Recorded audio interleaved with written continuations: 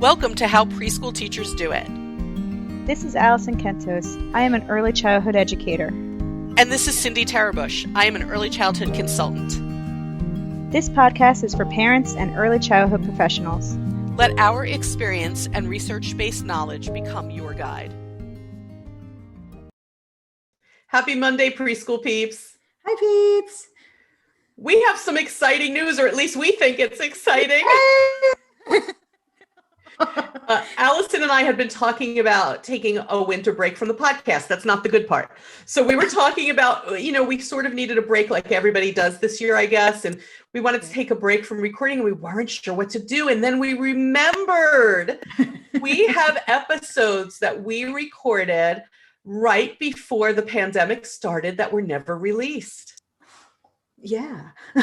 And they were some good episodes too, man. Really were. So for the next 3 Mondays, we are releasing the lost episodes of the How Preschool Teachers Do It podcast. You all didn't even know we had lost episodes, but we do. But we do. Yeah. We do. So we are really excited about releasing the lost episodes. They were recorded in a time before this pandemic. The topics are still very relevant, because valid. Children are children, pandemic or no, and they don't relate at all to pandemic. We didn't know it was coming. I know. And in a way, that's kind of nice that there are episodes out there that we don't even mention COVID because we didn't know it existed back then. And that's kind of nice. That is. So we hope you enjoy, right? Enjoy the lost episodes. Here's the thing about the lost episodes. They were recorded before we started doing video for YouTube. Yeah. So we don't have video to put on YouTube for them. The lost episodes are being featured on you like that, Allison? Featured. I like that. Featured. I made that up. Just on podcast providers that you listen to. So it could be Apple Podcasts. Isn't that formerly known as iTunes? I don't know if it's still iTunes. I believe that is formerly known as that, but maybe. Google Play. Yeah. iHeartRadio, Spotify, SoundCloud, Spreaker, Amazon Music, anywhere, all the Android podcast apps, all the iOS podcast apps, wherever you listen, you can pretty much find us by now, which excites us always so much. I like that. But so listen to us somewhere. Unfortunately, if you're watching us on YouTube right now, we just don't have anything. This was pre-YouTube. We invite you to listen to us without seeing us, but then come back. We will be once again back live, but not live. We will be back with new episodes. Let's do it that. We will be back with new episodes starting the first Monday of January 4th, I believe it is, 2021. Yeah. So we'll be back in the new year, which I fear is going to feel a lot like this year to start. But that's when we will have brandy new episodes starting January 4th. But again, don't feel like, oh my gosh, 3 weeks without the podcast? Nope. No. Get the lost episodes. Have no fear. Yes. And leading into that, Allison and I were kind of like, what relevant topic can we teach people about that has relevance at this time of year for a lot of people, but really all year when you think about it. Yeah. And that's why the title of this podcast is When They Only Want the Box. That's going to happen. It's going to happen. There are gift-giving holidays coming up. Children get gifts usually throughout the year for other reasons like birthdays and whatever. And with very young children, you're so excited as adults about what you're giving them. You rip open the paper and now they're just interested in the paper. You take off the bows and they're reaching for the bows. And then you pull the toy out of the box and they reach for the box. The box, yes. And you're like, why did I buy the gift? I should have just bought them a box. Yes. I could have gone and asked the supermarket for a box. I can't even remember how many times my husband and I said that to each other when the boys were little. We were like, oh my gosh, he's in the box again. Especially when they were very little. And the wrapping paper and the crinkling of the wrapping paper attracted them when they were very little. But even as they got older, like we would take something really big out of a box, and some child inevitably said this would be a good fort. Yes. I have really just good spent all the money on what was in it. Yes, I have really good memories of like when my parents bought a new refrigerator and we kept the box and we decorated it in my living room, and it was this big long box because, you know, a refrigerator when you're a kid is towering over you. And oh my God, we cut like windows out of it. I mean, it was amazing. We kept it until it died. Okay. And I remember that as a kid, because you could turn all of those things into anything you want. You know, I remember bringing them in appealing. When I taught young children, and if I got some delivery that was big boxes, I remember bringing in the box, and we created such great things out of it. We made boats and we made trains and we made okay. And again, until it really just fell apart, the kids loved playing in this box. There are reasons for these things, you know, and it's, I know that you're thinking, I just broke the bank on the toy that was in it. Just know that it's really part of their development, because children love real things, and that teaches us something, you know. The very young children, we're talking about children up to about age 2.5, sometimes 3. They're sensory motor, said Jean Piaget, the theorist, which means they need sensory input to understand their world. So they're always seeking the sensory input. That's why they like the crinkling of the paper. That's why they like the feel of the bow. That's why you can't even get the paper away from them while you're saying, but the toy is over there. What about the toy? And then, and then as they get older and they start to pretend with the boxes. So Piaget also taught us that somewhere around 2.5, 3 years old, children start to pretend, and that's how we know they're moving on to the next stage of development. And when they start to pretend, that doesn't mean they need 1,000 toys. Now, I know you just maybe bought 1,000 toys, but it doesn't mean they need 1,000 toys. They can pretend in an empty room. They can pretend with anything. And honestly, children just love to explore real items, especially household items, especially things they have seen you use, because to them, that's grown up, you know, to manipulate the things they've seen you use and to try and figure out how these things that are a part of their real world operate.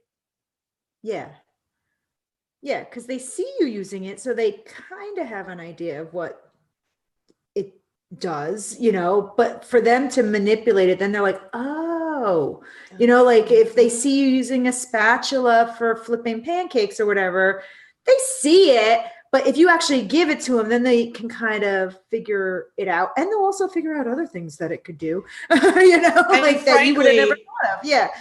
Frankly, so many years of working with young children, I know you probably buy them toy spatulas, but they will play longer with the adult spatula.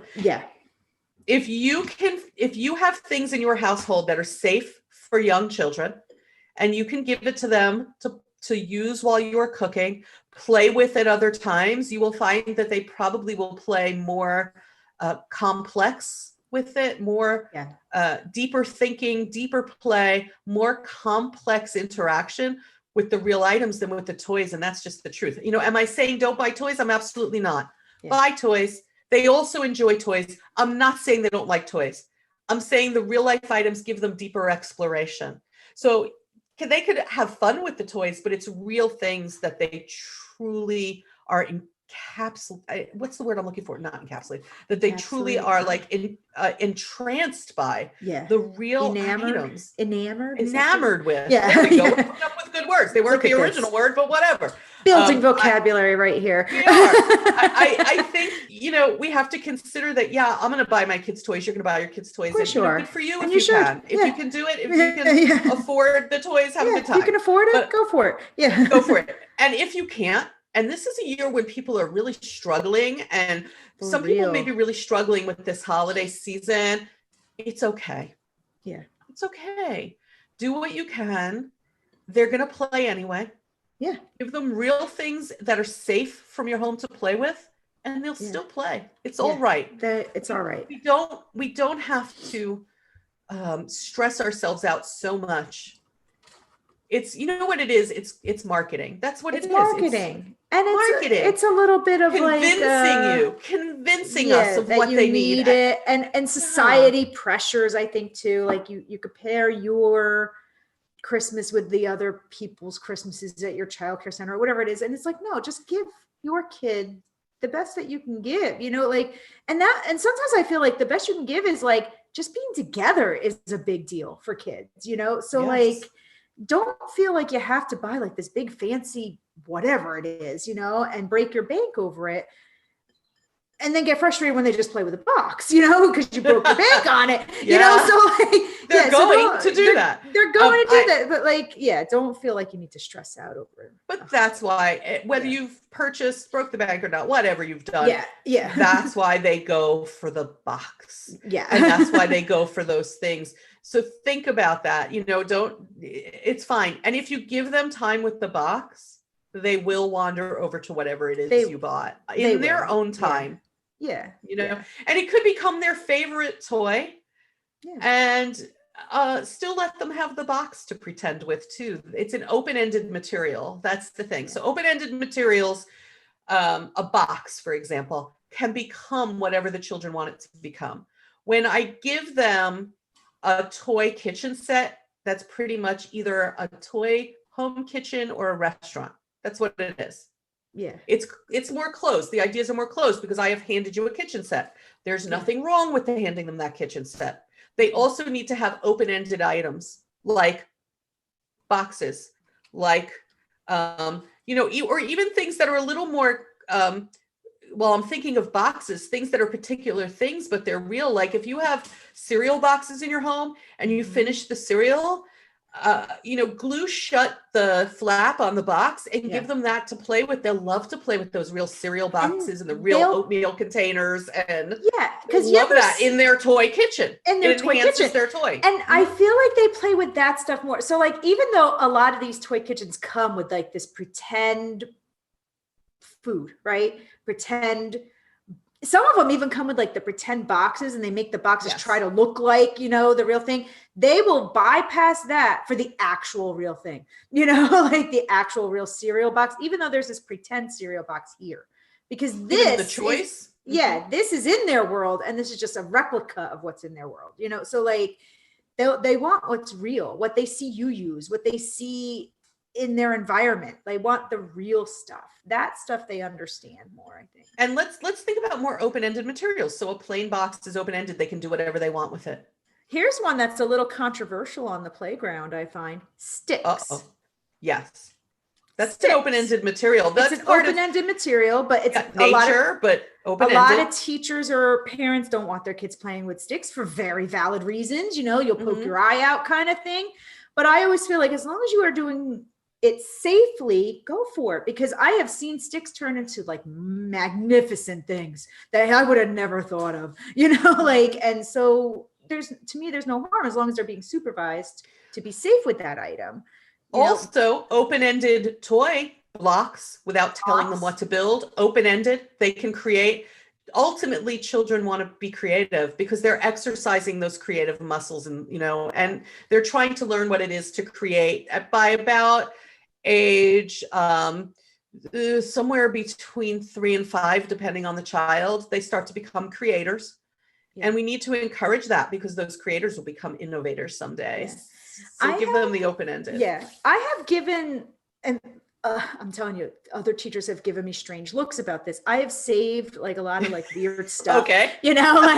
Like not like popsicle sticks, which is somewhat normal, but like toilet paper rolls, paper towel rolls. Those are all open-ended. All open-ended. And I would give them to the kids. Like I would put them in the block area and be like, build what you want with them. They're like, oh, but they're not blocks. I'm like, but you could still build with them. And then I'd find the kids be like, wow, look at this thing that I built out of like cardboard pieces and like toilet paper rolls.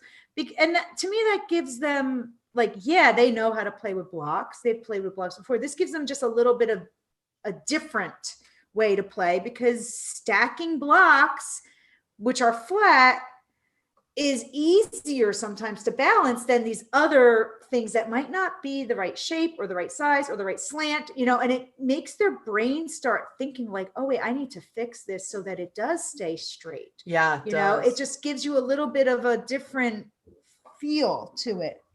Okay. So, I guess what we're saying is let them go for the box, save your toilet paper and paper towel rolls when you finish your toilet paper and paper towels. Give them those sorts of things intentionally to play with. See what you have in your home that's safe. Things like spatulas that won't hurt them. Yeah. I know people now are thinking like the child's going to use it like a fly swatter on a sibling, but see what you have that Again, might with be supervision. safe. Yeah. Yes. Yeah. They build forts and they create things. And think about when they build forts. Ordinarily children are using real materials like boxes, real blankets, and how much do they love doing that? So, you know what? They go for the box. It's fine. They'll eventually go for your toy. And when they do, see if you can enhance the toy with some real items, like adding empty cereal boxes to the kitchen set, that sort of thing. Yeah. Or fabric, or even strings, like all sorts of things. Yeah, I would just keep as long adding as they're to it. safe for the age group. Kids who love to play dress up, no matter what, if they're dressing up as superheroes or they're dressing up as, I don't know, princes and princesses or whatever it is they're dressing up as. Give them real items to do that with too, like gloves you no longer want, a pair of socks, old some phones, old coat to make a cape out of. Old telephones to me, like ones that you know how like you get a new phone and you just the other Do people one's still do that? I feel like we trade them in for the next iPhone. No, but sometimes I'm sure people have like old stuff like that. Household landlines or something. Yeah, you know what I mean? Household landlines. My mom still has one, or like, they would love that kind of stuff. It's give them anything that you're not going to use anymore, Yeah. You're right. Like old coats, old gloves, old shoes, just give them, let them do it. It's really part of their normal development exploration of the world. So, when they just want the box, smile and nod and give them a few minutes. Just let them have it. That's it. Don't kind of go, oh my gosh, the toy's over here. And another thing is, you would be amazed at how often we'll say things unintentionally, and then kids get a little embarrassed or a little upset. Like if we kind of go, why are you at the box? They begin to wonder about their own feelings or their own thoughts. So I think that we need to just respect their exploration and let them go. Yeah, let it do it. Do it with them. If you'd be like, oh, cool. It is kind of fun. It's fun. Yeah. It is. So we're going to slowly but surely maybe wrap this up, but we want to start doing that by wishing you all a very safe, emphasize safe holiday season. Yeah. And if you, for some reason, weren't listening at the beginning of the episode, we're going to say again, over the next 3 weeks, we're releasing the lost episodes. Ooh. The episodes that we recorded just before the pandemic started, before we knew there would be a pandemic, that we then did not release because we had to address the pandemic. So those episodes are being released on podcast providers that you listen to, not YouTube, because we weren't recording them. And that summarizes what we said in the beginning of the episode.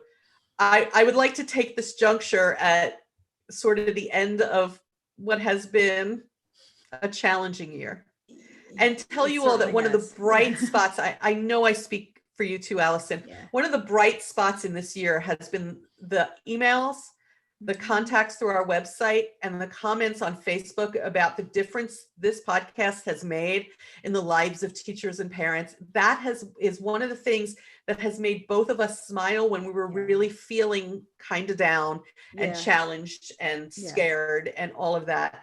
And I want to thank you all for giving us that feedback. You don't have to. We realize that. You absolutely don't have to sit down and write to us either as a Facebook message or as a contact form through our website and say, hey, ladies, I just want to tell you that, I found you and I love your podcast. You're taking the time to do that, and I want to acknowledge it. We also hope that you're going to take the time to do what, Allison? Rate us 5 stars, right? Yes. On any of those podcast apps or wherever you can find your podcast, YouTube, wherever. I don't think you can rate on YouTube. That's why I stopped myself, because then I'm going to date myself about how I don't know technology. I was like, whoa. I read the most interesting thing that for every one marginal or negative thing said on social media about a business or a person, it takes something like quadruple positive remarks to negate the negative one. Oh, wow. So, That's that's crazy. why we're always saying, please give us 5 stars. You just don't know, Yeah, you never know, We're not but- going to be everybody's cup of tea, that's for sure. Oh, But God. but Hey, we can try, live with that. but we can live with that. Yeah, we can live with that. Yeah. But we appreciate it, and we appreciate your contact. And again, please be safe. Have as joyous a time as you can. Let's bring on Lucky 21 and hope that it just begins after this winter to just get better and better. Yeah, let's hope. Yeah. So listen to us over the next few weeks, and we will actually be back on video and all that January 4th, 2021. See you then. See you then.